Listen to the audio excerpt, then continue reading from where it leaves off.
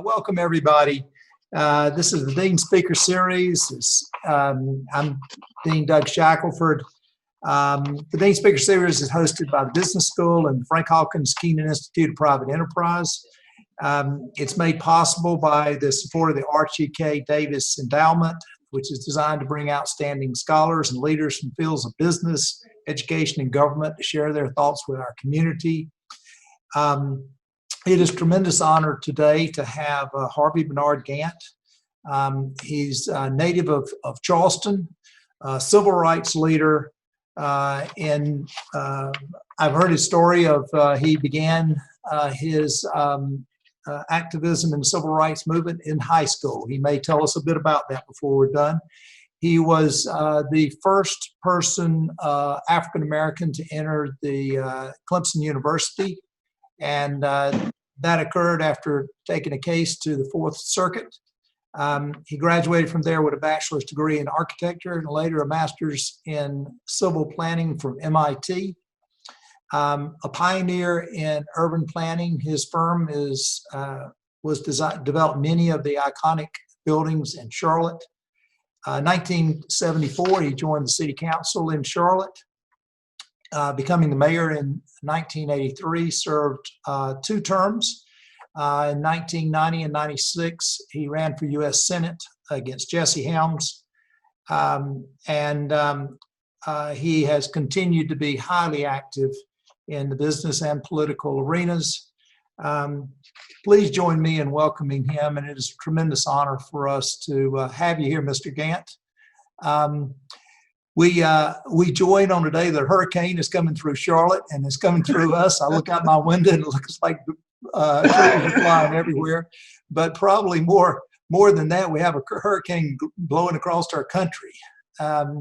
We've got a national election in a few days. We've had COVID with over 200,000 people have passed away. We've had with all sorts of racial issues that have arisen over the last year. I guess I just want to start off by asking you, as a person who has seen a lot of change during your lifetime in the country, do you stand here as an optimist looking ahead, or are you a pessimist, or how do you see our future?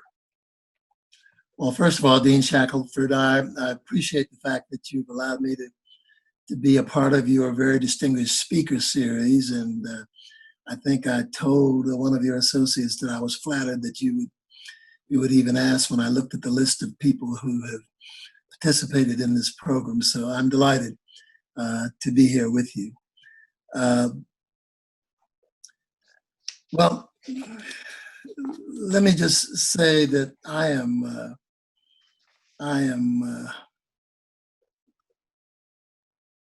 I've seen a lot of changes in my lifetime. And I see us on the precipice of some major shifts and changes. I am convinced, as I have always been convinced, that things are going to get better. The glass for Harvey Gantt has always been half full, not half empty. I always believe that we're going to get to a better place, and that has a lot to do with my own life experiences. And if I could say anything to young people today, it is better to think optimistically about the future. Not to be someone just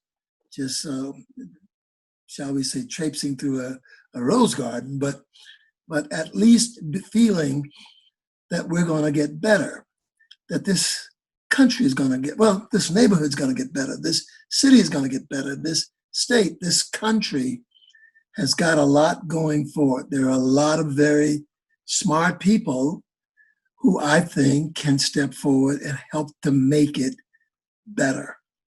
So I'm an optimist and have to be because of the distance that I have come over my 77 some odd years. Well, let me say to our audience, we're going to take Q&A shortly. So we'll talk a little bit and then we'll field Q&A, but I want folks to be thinking about questions. You just mentioned the long distance you've come over your 77 years. Tell me a little bit about that. I have heard you tell a story about in high school, leading some of your fellow high school students, and then I know things that came after that.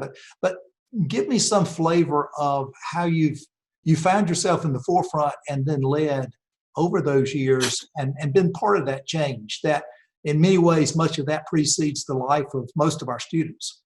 Yeah.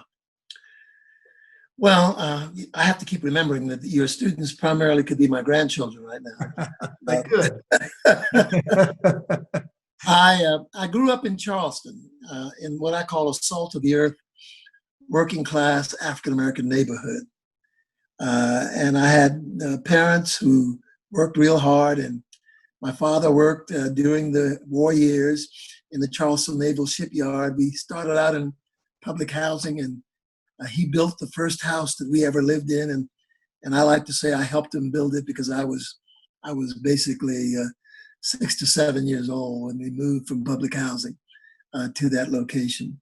I lived in a segregated society, but I didn't pay much attention to segregation at that point. As a kid growing up, I did find it curious that we'd walk by the elementary school to get to my school, that our books never seemed to be new in my school, but they told me new books were in the other school. And gradually, as you grow older, you start to notice these differences. But I must say I had a happy childhood. My parents taught me, I thought, good values that have stayed with me even to this day: honesty, integrity, being courageous and stepping up when you see something going wrong, getting involved in the community. And that's just been a credo in our household from the time I can ever remember.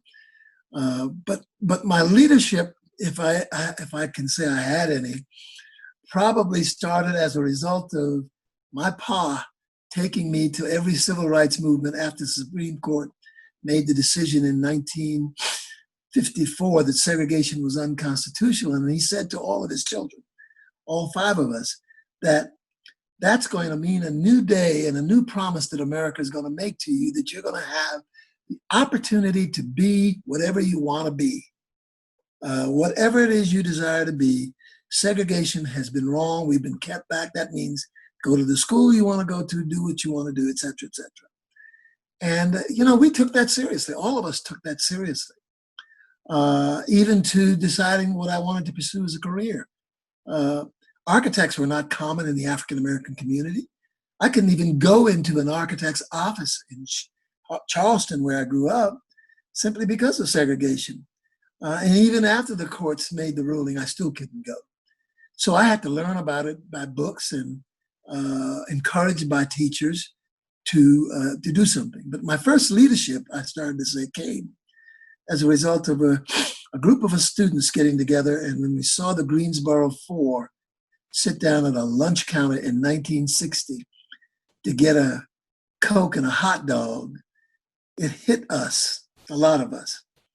And I was appointed as a leader of the group, and we studied that situation in Greensboro, and lo and behold, in April 23rd, I think, of 1960, 27 of us sat down at a lunch counter and we were arrested. And it was such a fulfilling experience to rub up against the system of de jure segregation. And from then on, we just learned to step out when we saw something that needed to be addressed. And I could go on and on about my career beyond that. But it was having the courage, the willingness to move ahead and address a situation that was not good for us. If we move forward in your life, you've got a successful business going on. You're an architect. You've well established in Charlotte. What led you into public life? What led you to the city council and eventually to the mayor's office? That's another long story I don't want to get too deeply into. I had always been interested in the city itself. We designed buildings, but we designed buildings on individual lots. I got a fellowship in 1968 to go off to graduate school after I graduated from Clemson. And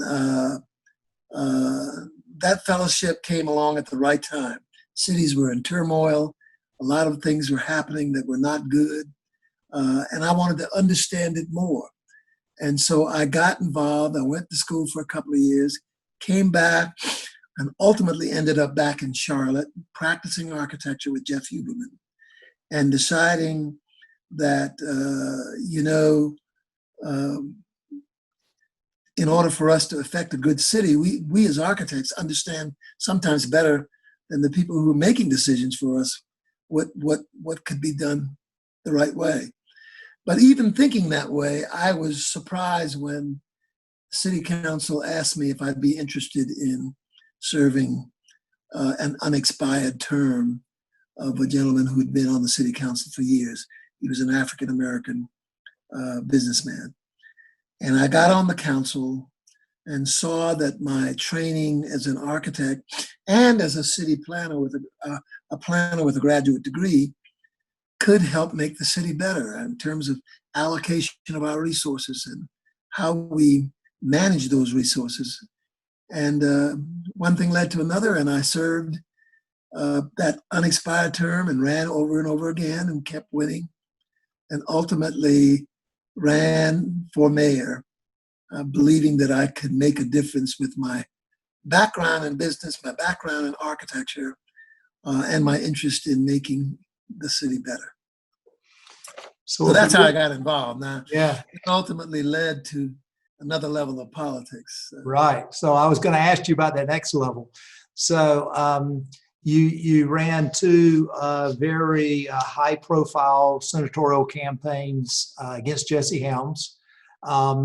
Many of us still remember things like the Hams ad. There were racial overtones, to say the least, in those campaigns. What today, looking back on that, a generation later, what are your reflections on that? And today we've got a number of African Americans running across the South for senatorial campaigns. What do you think about how does that all come together as you think about that? And you were a bit of a pioneer out there. I'm just interested in how your mind works and thinks about all that. I like to believe that what I see today is the fruition of something I think I started back in 1990. And I only say that because at the time that I ran for the Senate seat in North Carolina in 1990, I don't believe any other African American had run for a Senate seat in the southern states.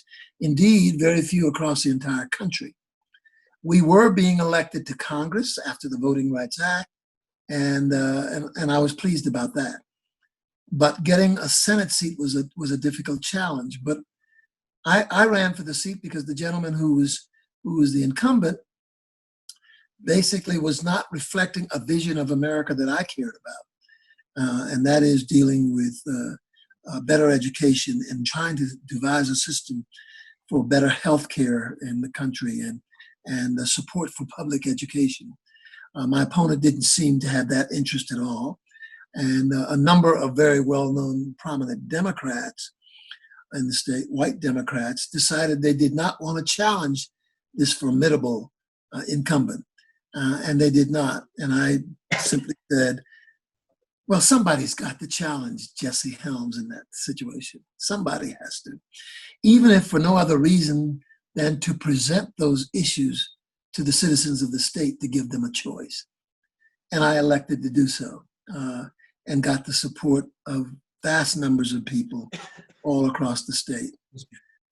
But I also got people supporting all across the country. So when I look at today's situation and I see now, first of all, African Americans in the Senate, not nearly at the numbers that we would like to see, but looking at this election and some recent elections, more and more of us are feeling that it is not necessarily pioneering to have an African American politician want to speak for the interests of an entire state, not merely a certain segment of the state. And that's what I was trying to do back in 1990. So I look at people like Jamie Harrison and I think another gentleman from Georgia and others who, Kentucky, no, maybe it's not Kentucky, Tennessee, and a couple of other places. I am pleased to see that development, not simply because they're Black, but because they are presenting a view about how we as a nation ought to come together around some of those very issues that I was talking about in 1990, healthcare, better education, and appreciation of climate change, all of those kinds of things we talked about 30-some years ago.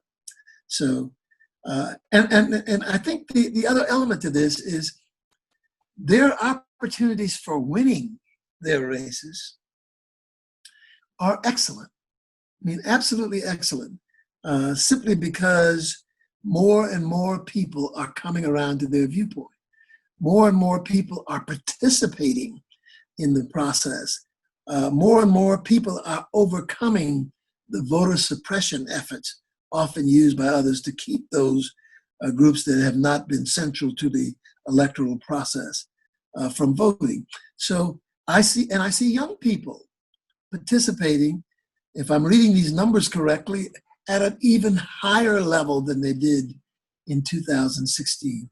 So that gives me a lot of hope. My hope that these candidates will be more successful than I thought.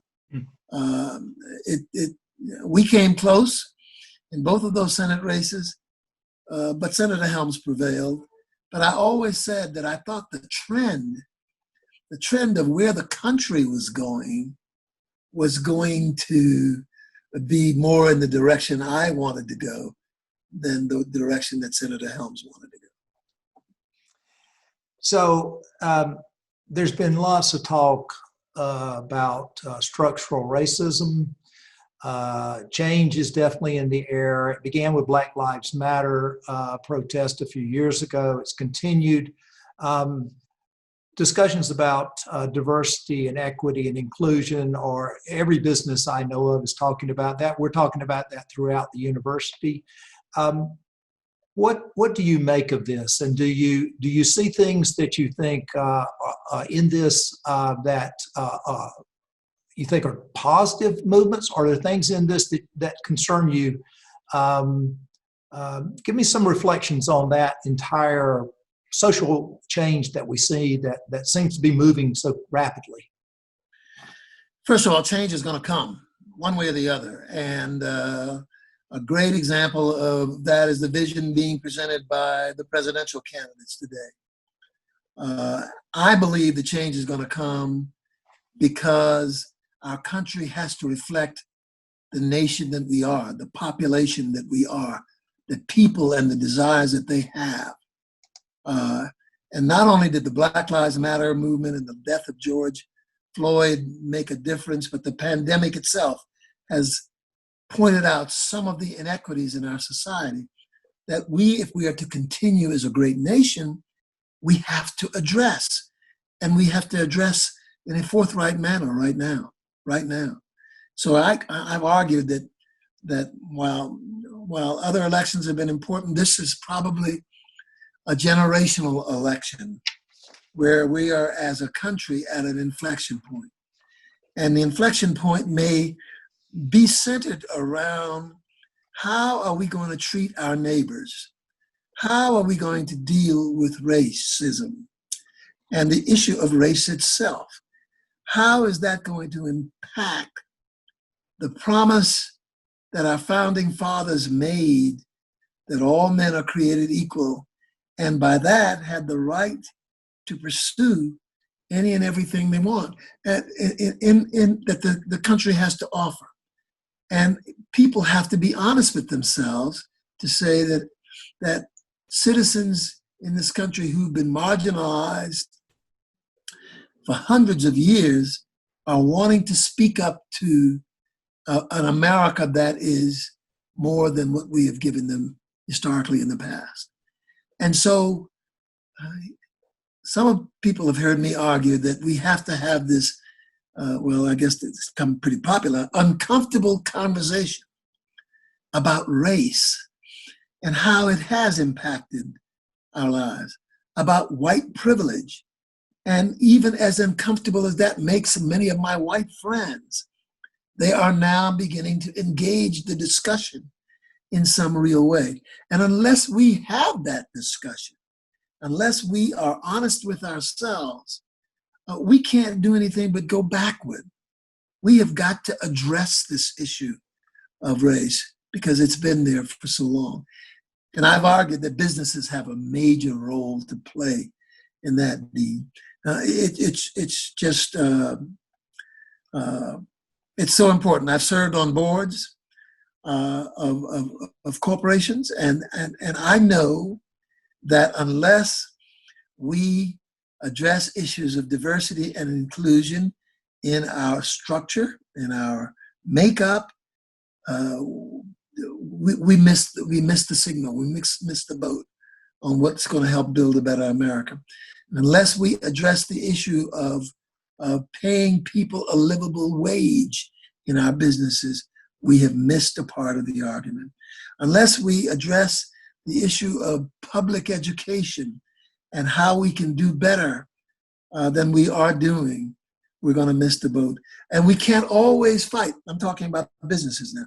We can't always fight looking for the decrease in taxes rather than embracing the fact that maybe we as businesses need to pay more taxes. And I know that's an area especially that you have, sir. But if those taxes are going to be better to build an infrastructure, a better society, better schools, better public schools, I stress, to enable us to have a citizenry that can cope with the 21st century economy that we live in, businesses are not going to do well. They're not going to do well unless all society is there and a part of it. So that uncomfortable conversation needs to happen everywhere, but it particularly needs to happen in the businesses of our land, of this country. Yeah. I so agree with you. You know, I grew up in the same South you did. You got a few years on me, but I've been waiting for these conversations my whole life, because I think all we've done is just sort of said, we'll talk about that tomorrow, and tomorrow never comes. And we all know we got to go over that bridge. We can't stay on this side of the bridge any longer. We got to talk about it. We got to get it out there. And well, it's good to hear you say that. It's good. Yeah, I'm all there with you.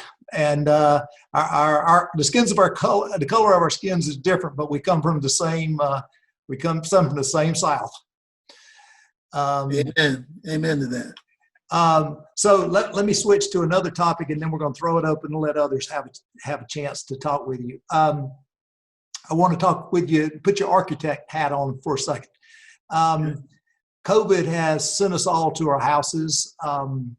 You and I, it would be much better if you and I were sitting together having this conversation in our building and the room was packed out with several hundred people. But it sent us all home. If you were at Trade and Tryon right now, the buildings are all empty. Everybody's scattered everywhere. Tell me what, in your mind, what happens when we get on the other side of COVID? How do we redo our work? Do you think we're going to be back in our offices working like we've worked historically, or is this a period of change like we've never seen before? And is our work life altered in a fundamental manner, and thus the buildings that we have associated with changed? What are your thoughts on that? As an architect and someone who has built offices, and the first instinct I think my colleagues would say is, we sure hope they don't stop building office buildings, because that's going to affect our ability to survive economically. And I don't believe we will stop building office buildings. I think we will become, we're going to be impacted in certain ways that we do them. Something as simple as air conditioning will change in buildings. Maybe more natural ventilation. Maybe, in fact, systems that are cleaner than we have had in the past, although most people don't know that there's any appreciable difference between the quality of air in a work environment. But I do think we're going to probably design offices a little bit differently, thinking about what the pandemic has taught us. All of those elements of, I think we had gone very substantially to open office arrangements. Some of that might be adjusted and changed in some ways. We had started to believe the importance of collaboration in the work environment where people didn't hole up in cubicles and small offices, and they tended to work more openly. We may have to reconsider that and then think of some new ways, not going back to the way we used to design offices, but perhaps looking at this thing in conjunction with what science may be telling us about viruses and other kinds of things that might affect our lives. I also believe that probably a little bit more work might be done from homes. But I think some of the fatigue that's come about from the COVID-19 experience suggests that people really do want the opportunity to move out, to in fact go back to an office, to have some things to do so beyond the house. And I actually think that's good because as a society, one of the things we do get is this social interaction that is very important. So we'll see office buildings change. We will see schools change. And we'll see buildings in higher education change in many ways. Dormitories and all of those things will reflect the new environment we're living in. And while I'm not practicing anymore, I actually think it's an exciting time for architects to think about it because now they are going to have to rethink and do some research to find out what this virus has really taught us. So let's take a question from the audience. I've got one here. I think a lot of people would probably have this question. This person writes and basically says, the public is sort of fed up with politicians. If you look at the approval ratings on Congress, on other people, what do you think of are we just throwing our leaders under the bus, or the low opinion we have of our representatives, is it justified? And this person asked in particular, what do you think of term limits? Should we have term limits on our elected officials? Well, first of all, I'd love to have that particular individual think more highly of the people who serve you and or seek to serve you in public life. And that actually starts with the individual citizen. It starts with the people that you send to serve and what their mission is and what their goals are. It also starts with you in terms of how flexible are you in the things that you believe in. We've got gridlock in Washington, and we've had it for quite a few years now, where nothing really is happening in many cases unless there is an emergency. Think about that. We've only done things when we just had to do it. The pandemic caused us to pass trillions of dollars worth of bills to help the public because there was no other choice. But in more normal times, I don't know what that really means, but let me just say that if we're not in a great recession or not in the midst of a pandemic, are people working together, or are the silos so firm, Republicans, Democrats, whatever, that they don't talk to each other? And that's been my major speech, is that we get better at public policy making when we try to talk across the aisle and try to understand where the other person is coming from and have them to understand where you're coming from without painting you with one brush. And when we start to do that, we will start to make decisions not in crisis all the time, but in the long-range interest of this country.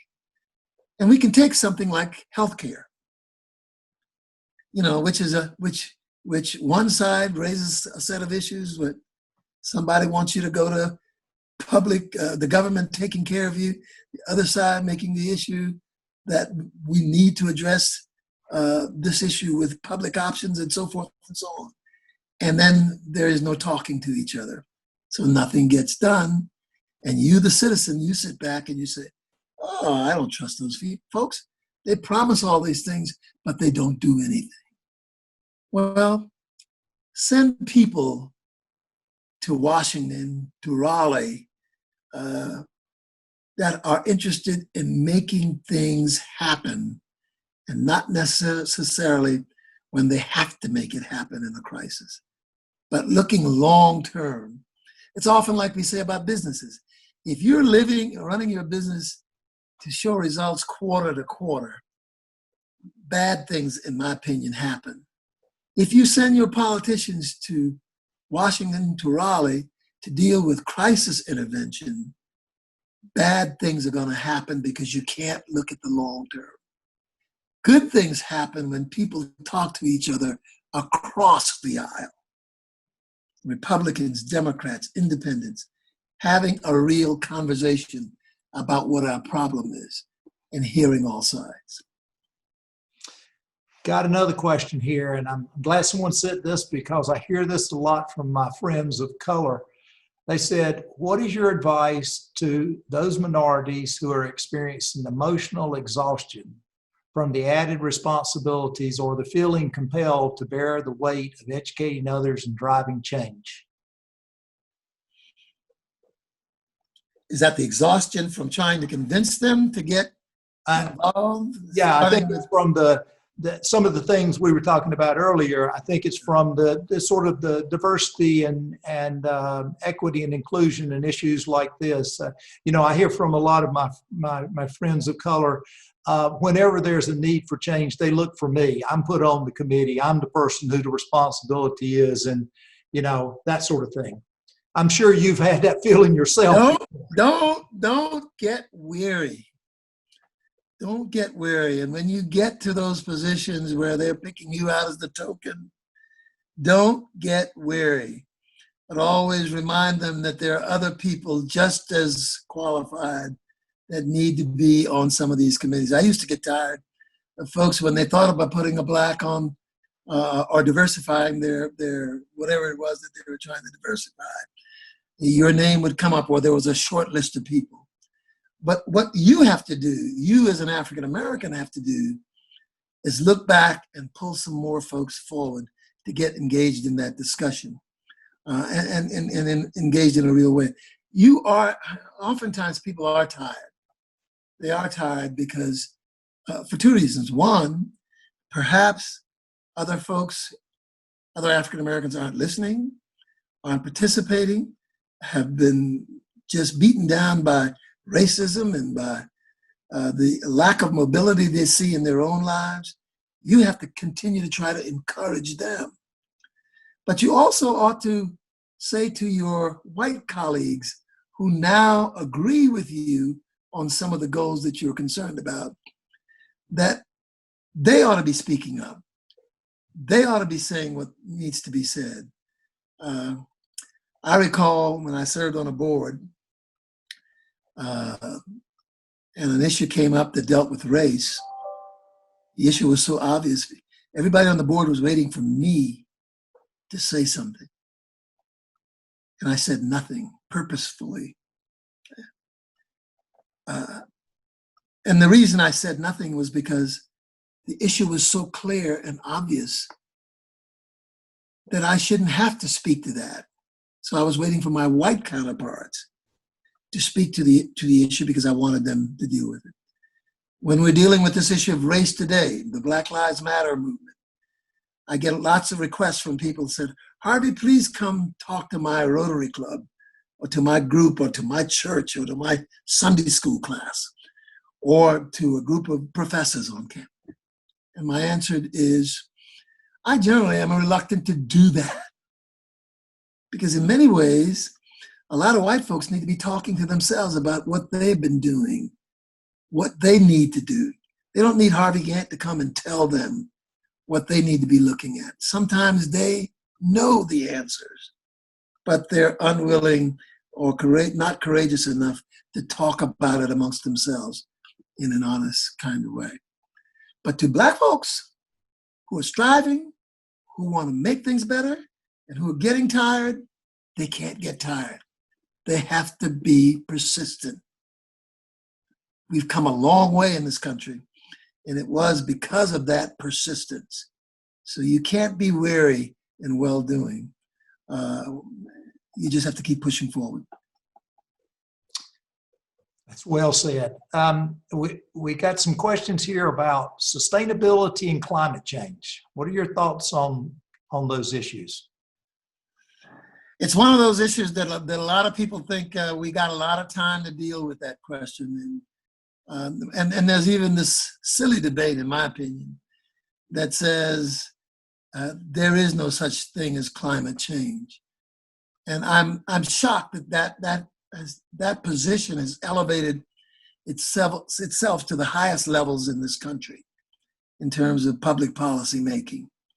The fact is, I believe we don't have another generation of years to be casual about climate change. I think the climate is changing. I think the world is changing. I think that some catastrophic things may begin to happen. Perhaps not in my lifetime, but certainly in my grandchildren's lifetime. And what we need are more people taking that seriously and electing people to office so that public policy can be real about this in making the changes that need to be made, because I'm not sure we could withstand the crisis conditions that will befall us if we are casual about the solution. You know, we see the hurricanes hitting the Gulf Coast, and we've talked about that and that phenomenon that's occurring right now. But the truth of the matter is, those hurricanes, those fires that we see in the West, the melting that's occurring at the two poles on this earth, those things are going to have consequences for us, and we need to be trying to address that issue far more. So when we leave things like the Paris Accord, because we think that these people are not serious, or it's not a serious problem, it is. And maybe it's going to take younger people to appreciate how serious this thing is. But it's an impending crisis, and I don't want to say I'm glad I'm not going to be here if we don't pay attention. I don't want to say that, but my grandchildren and great-great-grandchildren will be here, and I want them to live the kind of quality of life that I think would be there for them if we paid attention now. Got another question here in which a person says, my understanding is the senatorial race in North Carolina this year is the costliest in America. And I know from friends that races just for running for North Carolina Senate or the North Carolina House is a remarkable amount of money it takes to run. Your thoughts on the amount of money that it now takes to run for public office and the influence of money in our elections? Well, I'm going to give you the standard answer. I am going to give you the standard answer, Doug. It's obscene. It was obscene back when I was running in 1990, when Jesse Helms and I spent well over $30 million, and people thought that was too much money. And I agree, for a position that paid $150,000 a year. But it's not about the money. It's about the power that people want to accrue, and those who contribute feel as if they're in many cases helping to put in place people who have the power to do things. They're spending $250 million as much as $250 million on this current senatorial race between Tom Tillis and Cal Cunningham. And it's over the top. But it's over the top when I hear the people running for House district seats in Mecklenburg County are spending well over $1 million for those seats. So yes, money has had, in my opinion, a negative influence. And I don't think we get to know the candidates or the issues far much better, notwithstanding the zillions of television ads that we are exposed to, which will stop, thankfully, after November 2nd, for a while at least. But I don't know the answer either on the other side. I never agreed with the Citizens United decision made by the Supreme Court a few years back. That's exponentially increased the amount of dollars in political races. I wonder whether money is overcoming even the best of our politicians we send when they get to hear these people who have access to them far more than the general citizenry. But I don't know the answer. Some suggest that the answer may be eliminating it totally from politics, and there are lots of free speech issues associated with that, which actually resulted in Citizens United being winning that case in the Supreme Court. So I don't know the answer. It's just one of those things that says maybe if citizens themselves stop contributing in large amounts, that might send a message, but I'm not sure. Well, we got time for one more question, and this one is, besides voting, what's the single most effective action an average person can take to reduce racial injustice in the country?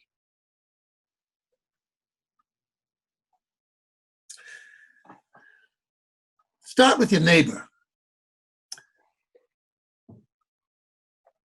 A lot of us live in neighborhoods, or we don't live that far apart anymore. Have a conversation with your neighbor, the couple or the family that lives next door, and you talk about everything except race. You ever notice that? We love each other, we have our conversations, but we really don't step into that arena of race. But yet that's a lively conversation within every household. But it stays underground. It doesn't go beyond that. And even my most enlightened friends will tell you that they're reluctant to get into that conversation with their neighbor about what's been going on in this country. They're reluctant to talk about our history. They're reluctant to talk about the revisionist history that most of us have been taught about slavery and the evolution of Black people in this country and the race issue itself. We can talk about the Dodgers winning the World Series, or the Lakers winning the NBA championship, or the latest television series that might have attracted people, but we wouldn't say, hey, John, you're Black and I'm white. Let's talk about that for a minute. Just share with me your honest feelings about that, and I'll share it with you. The reason I say that is voting is important because you want to elect leaders that at least begin to reflect your views. But the most important thing is changing the hearts of people. You know, I said that way back a long time ago. When I went to Clemson, I said, everybody didn't want me here. And if they had their way, I wouldn't be here. When the laws were changed in 64 and 65 to do away with segregation and public accommodation, everybody didn't want me checking into that hotel or eating at that lunch counter. And the reason is because they had ideas about race, and they had ideas about me. They had ideas about why things were good or bad in my community or your community or whatever, but nobody really wanted to examine that issue honestly. Until we start to change the hearts of people, we're not going to change their minds. Until we start having the honest conversation, which starts with the neighbor over the back fence, we're not going to do as much as we think we can do. But I think we can make transformational changes if we're not so reluctant to talk about it. And we do talk about race in many ways, in pejorative ways, but I'm talking about that conversation you have to have and the courage it takes to have that conversation. Mr. Gantt, it's been a privilege to have you as part of our speaker series. You mentioned Clemson there, and some of our people may be unaware. I know there's at least one person who was at Clemson when you were there who was glad you were there, because I know the second African-American at Clemson was your wife, is your wife, I should say. But you are a true American hero, and it is an honor for us to have you as part of our community today. And I want to thank you for a life well lived, and your contributions on the civil rights front for decades, and your contributions to Charlotte and to our state. We are a much better place because of you, and we thank you for that. And we thank you for spending this time with us today. Well, thank you, and delighted to have been a part of this very distinguished business school, and to the students that I talked to earlier, and to this audience. Thank you for what you're doing. Thank you for Duke University and the Flagler School, Kenan-Flagler School. To our audience, we will have our next Dean Speaker Series. It will be with the business of healthcare. The keynote speaker will have a fireside chat with Professor Brad Stotts and Brian Cavaney, who is the President and Chief Medical Officer at LabCorp, who's been very central in COVID. You can register for that event and upcoming Dean Speaker Series by visiting kenaninstitute.unc.edu/events. Thanks again, and take care, and we look forward to having you on our next Dean Speaker Series. Bye-bye.